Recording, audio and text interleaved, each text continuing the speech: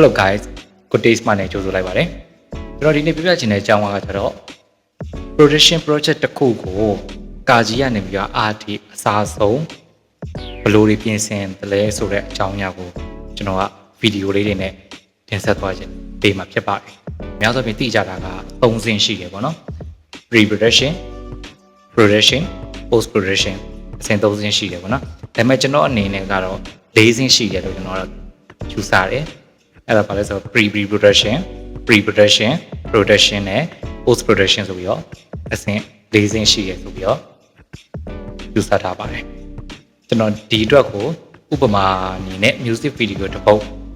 နဲ့ကျွန်တော်ဥပမာထားပြီးပြောချင်ပါတယ် pre-production ဆိုတဲ့အကြောင်းအရာက production တစ်ခုလုံးဖြစ်လာဖို့အတွက်အရေးကြီးဆုံးသော concept ကာလလို့ပြောလို့ရတယ်ဗျကျွန်တော်စီကို client တယောက်ကနေပြီးတော့ music တစ်ပုဒ်လာပြီးတော့အပ်ပြီးလာပြပြီဆိုရင်ကျွန်တော်ရင်တော့ဘာလုပ်လဲဆိုရင်အဲ့ဒီချင်းကိုအလွန်နီးပါးရတဲ့အထိနားထောင်တယ်အလွန်နီးပါးရတဲ့အထိနားထောင်ပြီးတော့ဒီသချင်းမှာလုပ်လို့ရတဲ့ပုံစံရိုက်လို့ရတဲ့ပုံစံတွေကိုကျွန်တော်တွေးတယ်ပြီးတော့ကျတော့ client ဘက်ကနေပြီးတော့နိုင်တဲ့ budget နဲ့အဆင်ပြေဆုံးဖြစ်မဲ့ဒီ approach တစ်ခုကိုကျွန်တော်ရွေးချယ်တယ်ပေါ့နော်အဲ့လိုပုံစံနဲ့ကျွန်တော်ကဒီ project စပြီးတော့ပြင်ဆင်တယ်ဒီနေရာမှာဒါပြောလိုက်လို့ဒါလွယ်တာပေါ့နော်တကယ်တမ်းကျတော့ကျွန်တော်တို့ music တစ်ပုဒ်ကိုနားထောင်ရုံနဲ့ concept ထွက်လာဖို့ဆိုတာကလွယ်တဲ့ကိစ္စတော့မဟုတ်ဘူးဗျကျွန်တော် music video တွေကြည့်ပြီးတဲ့လူတွေဆိုရင်သိမှာပါတပုံနဲ့တပုံမှာကျွန်တော် concept တွေမတူအောင်လုပ်တယ် style တွေမတူအောင်ဖန်တီးတယ်ပေါ့နော်အဲ့အတွက်ကြောင့်ကျွန်တော်တို့သချင်းအပုဒ်တိုင်းမှာကျွန်တော်တို့စီလာတဲ့သချင်းတွေကကြည့်ချင်တော့ကျွန်တော်ကတခြား writer နဲ့မတူဒါမတူဘူးဆိုတာကတခြား writer တွေမကောင်းပြောတာမဟုတ်ဘူးကျွန်တော်ကောင်းတယ်လို့ပြောရတယ်မဟုတ်များသဖြင့်တခြား writer တွေကကျတော့music genre တစ်ခုကိုပဲရိုက်ကူးကြားရတာများတယ်ပေါ့နော်ဒါပေမဲ့ကျွန်တော်စီမှာကျအဲ့လိုမဟုတ်နည်းနည်းလေး line စုံနေkeyboard သချင်းလေးလာတယ်တကယ်လုံးက rapper သချင်းတွေလည်းလာတယ်ဘုံကမြန်မာသက်စစ်တွေလည်းလာတယ်မြန်မာတန်နဲ့အခုခေတ်နဲ့ပြောထားတဲ့ keyboard သချင်းလေးတွေလည်းလာတယ်ပေါ့နော်အဲ့လိုပုံစံမျိုးတွေဖြစ်တဲ့အတွက်ကြောင့်မလို့ကျွန်တော်စီမှာကသချင်းရောက်လာပြီဆိုရင်ကျွန်တော် concept စဉ်းစားရတာနည်းနည်းလေးပို့ပြီးတော့ခေါင်းချောက်တယ်ပေါ့နော်အဲ့ဒီလိုမျိုးကျွန်တော်အနေနဲ့က music တစ်ပုဒ်လာရောက်လာပြီဆိုတာနဲ့ရေတော့သချင်းကိုလူနီးပါးရတဲ့အထိကျွန်တော်နားထောင်ပြီးတော့ concept ကိုထုတ်တယ်ပေါ့နော်အဲ့ concept ကျွန်တော်ရလာတဲ့ concept လေးတွေကိုဒီကျွန်တော်ရဲ့ client နဲ့ဆိုတော့နဲ့တော်လကောင်းကျွန်တော်စီလာတဲ့ client တော်လကောင်းသူတို့ပြပြီးတော့တိုင်ပင်တယ်ဒီပုံစံလေးတွေလုပ်လို့ရတယ်ဒီပုံစံလေးဆိုရင်ကောင်းတယ်ဆိုတော့ပုံစံလေးကျွန်တော်ကတိုင်ပင်တယ်အဲ့ကာလာကပြောမစရင်တစ်ပတ်လည်းဖြစ်နိုင်တယ်နှစ်ပတ်လည်းဖြစ်နိုင်တယ်တစ်ခါတစ်လလည်းဖြစ်နိုင်တယ်အဲ့ pre-production မှာကျွန်တော်ကအချိန်တော်တော်လေးပေးရတယ်အဲ့ဒါပြီးတော့မှနောက်တစ်ဆင့် pre-production ဆိုတဲ့အဆင့်ကိုရောက်တာအဲ့ဒီချိန်မှာ confirm အရင်လုပ်ရတယ်ကျွန်တော်သွားမဲ့ပုံစံတွေဒီ concept တွေရလာပြီ confirm ပြီဆိုတော့မှကျွန်တော် pre-production အဆင့်ကိုစဝင်တယ် pre-production အဆင့်မှာကျမှကျွန်တော်ဘာလုပ်လဲဆိုရင်စညွှန်းတွေရေးတယ်ဒီမှာသုံးမဲ့ equipment တွေကိုကျွန်တော်က choice လုပ်တယ်ပြီးတော့ကျွန်တော်ရဲ့ team ကိုဒီ concept အတွက် live ဖက်တဲ့ပုံစံဖြစ်အောင်ကျွန်တော် setup ပြန်လုပ်တယ် team meeting တွေထိုင်တယ်အဲ့လိုပုံစံမျိုးကျွန်တော် pre-production လုပ်တယ်ပေါ့နော်အဲ့ pre-production ကာလတွေမှာကျွန်တော် location scout တွေပါတယ်ပြီးတော့ကျွန်တော်တို့ equipment ရွေးချယ်တာတွေပါတယ်ပေါ့နော်အဲ့လိုပုံစံမျိုးနဲ့ကျွန်တော် pre-production ကာလကိုကျွန်တော်ပြင်ဆင်တာဖြစ်ပါတယ် pre-production ကာလမှာကရှေ့မှာ pre-production မှာ confirm ခဲ့ပြီးသားရှိသည့်အတွက်ကြောင့်မလို့ကျွန်တော်တို့ဒီ pre-production ကာလမှာလွယ်ကူတာဖြစ်ပါတယ်နမို့သာဆိုရင်ဒီစညွန်းရေးလိုက်ပြန်ပြလိုက်မချိုက်လိုက်ပြန်ပြင်လိုက်အဲ့လိုမျိုးတွေဖြစ်နေမှာမျိုးထက်ဆိုင် pre-production ကာလတစ်ခုထားပြီးတော့ client နဲ့အကောင်းဆုံးသော result ရအောင်အကောင်းဆုံးသော day တစ်ခုဖြစ်အောင်လို့ကျွန်တော်တို့အချိန်ယူပြီးတော့ဒီလုပ်ရပါတယ်အဲ့ဒါမှသာကျွန်တော်တို့ရဲ့ pre-production ကာလကချောချောမွေ့မွေ့နဲ့ပြီးမြောက်မှာဖြစ်ပါတယ်ဒီလိုပဲကျွန်တော်တို့ pre-production ကာလပြီးပြီဆိုရင်တော့ production ကာလကိုရောက်သွားတယ် production ကာလပိုင်းကတော့နောက်ထပ်တစ်ပုံအနေနဲ့ဆက်ပြီးတင်ဆက်ပါမယ် production ကကျတော့ပြောရမှာလေးတွေလည်းများတယ် production ကာလမရောက်ခင်မှာ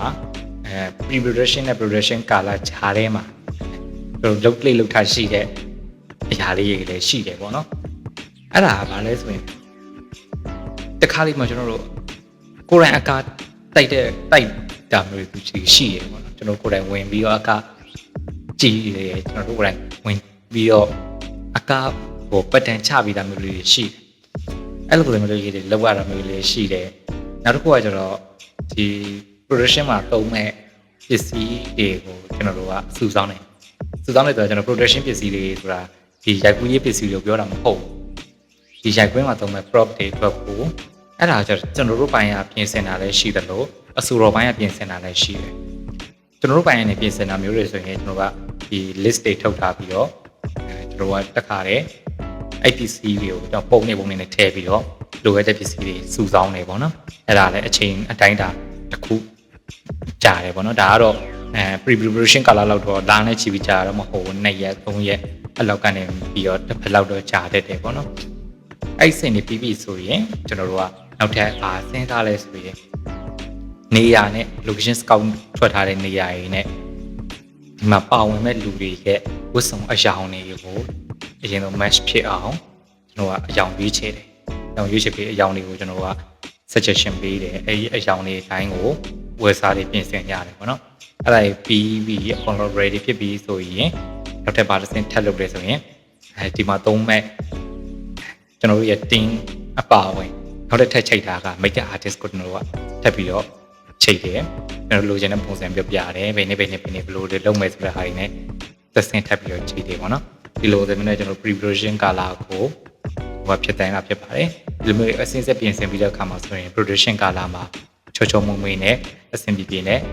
ပြီးဆုံးမှာဖြစ်ပါတယ်အဲ့ဒါကြောင့်မို့ pre-production နဲ့ pre-production ကာလတွေကအရေးကြီးတဲ့ကာလတွေဖြစ်တယ်လို့ဒီအချိန်တွေကိုမနှမျောပါနဲ့ဒီအချိန်တွေကိုအချိန်ပေးပါဒါကကျွန်တော်က client တွေအတွက်ဝင်ပြောတာမဟုတ်ဘူးကျွန်တော်တို့အခုလက်ရှိရိုက်ကူးနေတဲ့ကျွန်တော်ဒီလောကတွေကိုဝင်လာမဲ့ညီငယ်လေးတွေညီမငယ်လေးတွေအတွက်ဒါအချိန်ညာပေးတာဖြစ်ပါတယ် pre-production ကာလနဲ့ pre-production ကာလကိုအလောကြီးမလုပ်ပါနဲ့လောအဲ့ချိန်မှာလောလိုက်မယ်ဆိုရင် production မှာ chance ဖြစ်သွားနိုင်ပါတယ် post production မှာလည်း chance ဖြစ်နိုင်ပါတယ်အဲကြောင့်မို့အချိန်ယူပြီးတော့ပြင်ဆင်ပါနောက်ပြီးတော့ preparation ကာလမှာမလောသင့်တာနောက်တစ်ခုကသေချာဆုံးဖြတ်တဲ့တစ်ခုကတရက်မှာကျွန်တော်က sing ဘယ်လောက်ကြာရိုက်နိုင်မလဲဆိုတော့တွက်ချက်မှုအဲ့ဒါလည်းလိုတယ်ဗျဟုတ်ဆိုကျွန်တော်တို့ကအဲ့ဒါကိုမတွက်ထားဘဲနဲ့ကျွန်တော် music video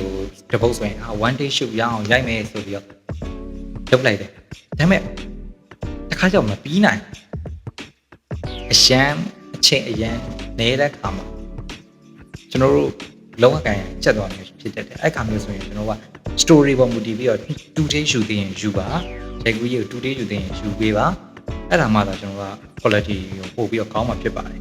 one day နဲ့တင်ဖြစ်အောင်ဇုတ်ဖြစ်ညရိုက်မယ်ဆိုတဲ့ပုံစံမျိုးမဟုတ်ဘဲနဲ့ဇလန်းပုံမှာမူတည်ပြီးဒါဒီ one day နဲ့ပြီးတယ်ဒါဒီ 2 day လိုအပ်တယ်ဆိုတာကိုဒီ project ကို control လုပ်မဲ့ writer တယောက်အနေနဲ့ဒီအချက်ကိုဆုံးဖြတ်တတ်ဖို့လိုပါတယ်ဒါမှသာကျွန်တော်တို့ရဲ့ project ကျွန်တော်တို့လိုရင် shop တွေကိုကျွန်တော်တီတီမီရမှာဖြစ်ပါတယ်နောက်ဆိုရင်ကျွန်တော်ကအချိန်ကိုငဲ့ကွက်ပြီးတော့မကြိုက်လဲယူလဲရတဲ့ shop တွေရှိကောင်းရှိအတိအကက good taste ဆိုတဲ့စကား writer ပါစကထွက်နိုင်တဲ့ level ရောက်မှသာ good taste တကယ်ယူပါအဲ့ဒါမှသာဒီ project တစ်ခုလုံးရဲ့ရုပ်ထွက်ကအကောင်းဆုံးနဲ့အလားပါဆုံးဖြစ်လာမှာဖြစ်ပါတယ်အဲကြောင့်လည်းအဲ့ဒီအရာအတွက်ကိုလည်း pre-production ကာလမှာတည်းကအစားအစာရာလိုအပ်သည်များကိုကြိုတင်ပြီးတော့ပြင်ဆင်လို့ရပါတယ်ဒီအချက်တွေနဲ့ပတ်သက်ပြီးတော့မသိရရှိရင်လည်းကျွန်တော်ဒီ comment ပေါက်မှာဝင်ရောက်ပြီးတော့မေးမြန်းခဲ့လို့ရပါတယ်ကျွန်တော်ကိုဒီ channel လေးကိုလည်း subscribe လုပ်ထားပေးခဲ့ပါနောက်ထပ်များမှာလည်းဒီလိုမျိုးဘုသူတရားစရာ progression နဲ့ပတ်သက်တဲ့ equity နဲ့ပတ်သက်တဲ့ knowledge တွေကိုဒီလိုများတက်သမျှအကုန်လုံးမျှဝေပေးနေမှာဖြစ်တဲ့ကြောင့်မလို့စောင့်ကြည့်အားပေးဖို့ကိုလည်းဖိတ်ခေါ်ပါတယ်အားလုံးပဲ see you guys